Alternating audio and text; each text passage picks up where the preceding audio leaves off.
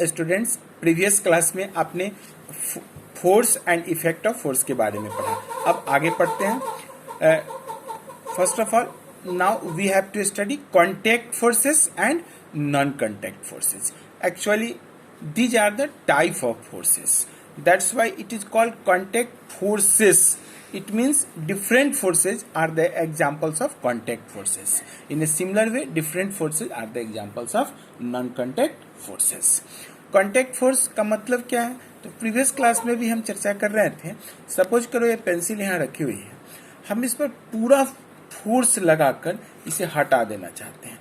Suppose करो हमने अपना पूरा का पूरा फोर्स लाया, बट अगर हम पेंसिल के कांटेक्ट में नहीं आएंगे तो क्या पेंसिल अपनी जगह से मूव कर पाएगी? नहीं। इसका मतलब है कि मेरे मसल्स का जो फोर्स है, मेरे मस्कुलर जो फोर्स है, वो कब एक्ट करेंगे? जब वो पेंसिल के क्या आएंगे? कांटेक्ट में आएंगे। तो इस तरह के फोर्सेस को हम क्या कहते हैं? Contact force. यानी contact force such type of force which act by physical contact between them. अब आपके बुक में क्या लिखा है, इसे पढ़िए। कहते हैं कैन यू पुश और पुल। पुश और pull means force. It means can you apply a force. Can you push और pull a chair without touching it. क्या आप बिना टच किए हुए एक चेयर को पुल या पुश कर सकते हैं? ऑब्वियसली नो, कभी नहीं। आप पूरा फोर्स लगा दें लेकिन टेबल के कांटेक्ट में आए नहीं, तो क्या टेबल मूव करेगा? नहीं करेगा, नेवर। तो no, you should have physical contact with the chair in order to push और पुल इट। इसे पुश करने के लिए या पुल करने के लिए फर्स्ट ऑफ ऑल हमें क्या करना होगा कि ये physical contact between with the chair. तो such type of force is called contact force. आपके बुक में क्या लिखा है? A force acting between the two bodies that requires a physical contact between them is called contact forces. यानी ऐसा force जो कब अपियर हो, जिसके लिए क्या जरूरत हो कि ए physical contact between them is called contact forces. तो क्या याद रखेंगे? ए force acting between the two bodies that require a physical contact between them is called contact force. यानी एक ऐसा फोर्स जो एक्ट करता है टू बॉडीज के बीच, कब? रिक्वायर्ड, जिनके लिए नीड होती है किसकी? कि there is a physical contact between them. उन दोनों के बीच क्या हो? एक फिजिकल कांटेक्ट हो। Muscular force, frictional force are the example of contact forces. But students, आप सोचो, कभी ये सपोज करो ये पेंसिल है, इसे हम यूं ही जैसे ड्रॉप करते हैं, ये ऑब्वियसली ऑटोमेटिकली स्वतः खुद ही कैसे फॉल करती है? नीचे की ओर गिरती है। एक्चुअली अर्थ इसे अपनी ओर क्या करता है? एक फोर्स से अट्रैक्ट करता है। बट क्या अर्थ पेंसिल के कांटेक्ट में आता है? नेवर, कभी नहीं। इसका मतलब है कि अर्थ जो फोर्स लगाती है वो विदाउट कांटेक्ट। ऐसे फोर्सेस को हम क्या कहते हैं? Action at a distance forces. आपके बुक में भी इसी तरह लिखा है। नाउ कंसीडर कीजिए, विचार कीजिए, ये body falling towards the earth. Falling मतलब फॉल करना, गिरना, ड्रॉप, टुवर्ड्स द अर्थ। किधर? अर्थ की ओर। तो suppose a body falling towards the earth, एक बॉडी किधर की ओर फॉल कर रही है? अर्थ की ओर। We know it is falling towards because the gravitational force of Earth is pulling the body down. We know, हम लोग जानते हैं, क्या जानते हैं? इट इज फॉलिंग, यह फॉल कर रहा है, ड्रॉप, ये गिर रही है। क्यों गिर रही है? फॉलिंग डाउन, नीचे की ओर फॉल कर रहा है। क्यों? Because gravitational force of earth pulling the body down. क्योंकि ग्रेविटेशनल अट्रैक्शन ऑफ अर्थ इसे अपनी ओर क्या कर रहा है? पुल कर रहा है, खींच रहा है। Is there any physical contact between earth and the body? क्या यहाँ any physical contact between earth and body? क्या बॉडी और अर्थ के बीच कोई फिजिकल कांटेक्ट है? नहीं, है ना? No, a force acting between the two bodies that does not require any physical contact between them is called non-contact force, और rather इसे कहना चाहिए action at a distance forces. Action माने एक्ट करना, डिस्टेंस मतलब डिस्टेंस, विदाउट कांटेक्ट, एक दूरी पर। Non contact force is also known as action at a distance forces. तो याद रखने के लिए बस इतना ही हुआ कि जो भी फोर्सेस हैं हमारे पास उन्हें दो कैटेगरी में हम लोगों ने डिवाइड किया, एक कांटेक्ट फोर्स, दूसरा second non contact force. If a force acting between two bodies that requires a physical contact between them, then it is called contact force. Second, if no physical contact required, then it is called non-contact force. Gravitational force, electrostatic force, magnetic force are the example of non-contact force. Actually, these are the action at a distance forces. But muscular force, frictional force is an example of contact forces. The muscular force, first of all, we have to study muscular force.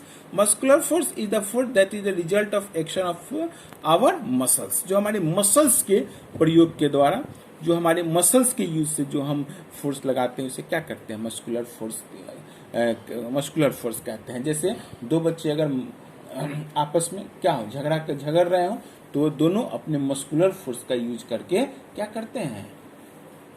झगड़ा कर रहे होते हैं, मारपीट कर रहे होते हैं, नहीं बॉक्सिंग का ये कर रहे होते हैं।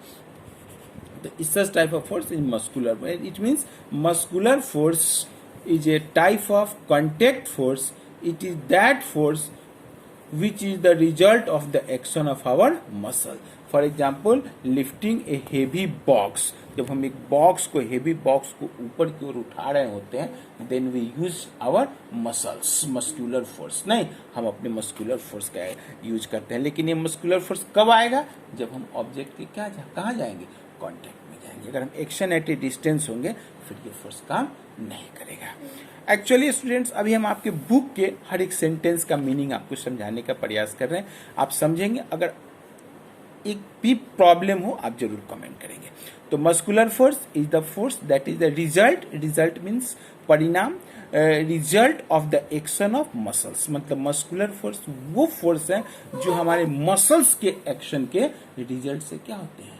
प्रोड्यूस होते हैं। It's called muscular force. Now we have to study non contact forces और action at a distance forces.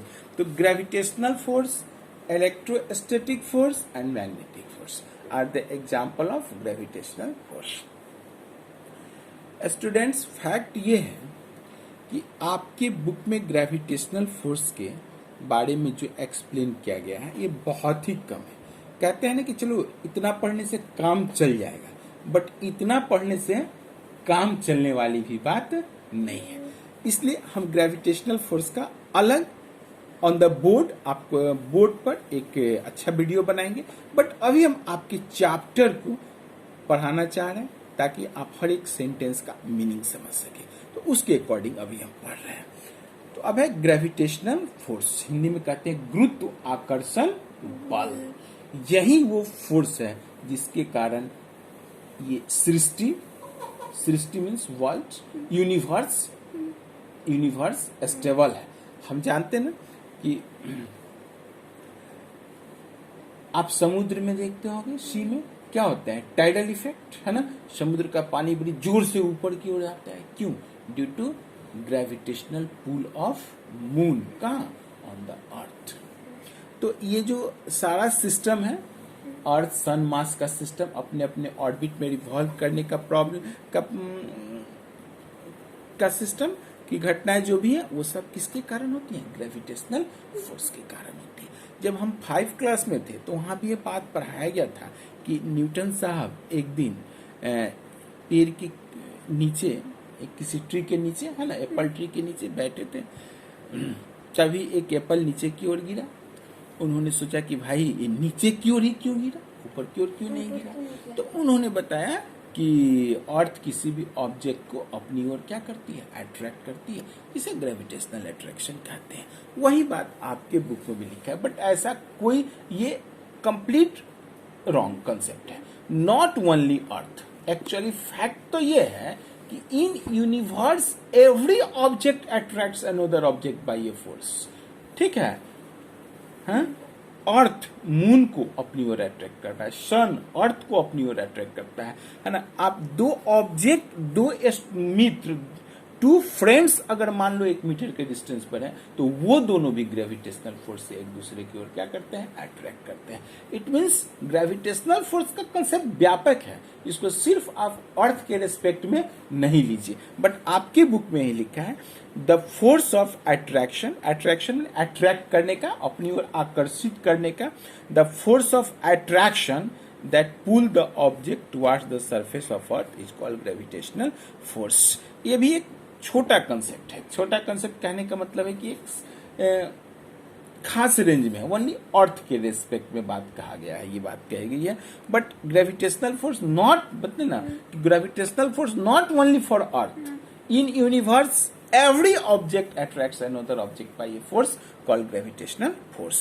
So the force of attraction that pulls the object towards the surface of earth is called gravitational force. यानी gravitational force वो force है जिसके तहत अर्थ किसी भी object को अपनी सरफेस की ओर क्या करती है, अट्रैक्ट करती है. But it is a narrow concept, है ना, narrow concept. Real concept here, next line. Gravitational force acting between all the object in the universe. Gravitational force act करता है, कार्य करता है. ये gravitational force का impact होता है कहाँ Shani, between all the object in the universe. Universe के प्रत्येक ऑब्जेक्ट में. इट मीन्स आप कह सकते थे कि in universe every object attracts another object by a force which is called gravitational force. It means earth also attract an object towards its center by gravitational force, but not only earth. In universe every object attracts another object by a force. It plays a very important role in our daily life. आपको मैं पहले ही बोला, gravitational force of earth allow to walk on the surface of earth.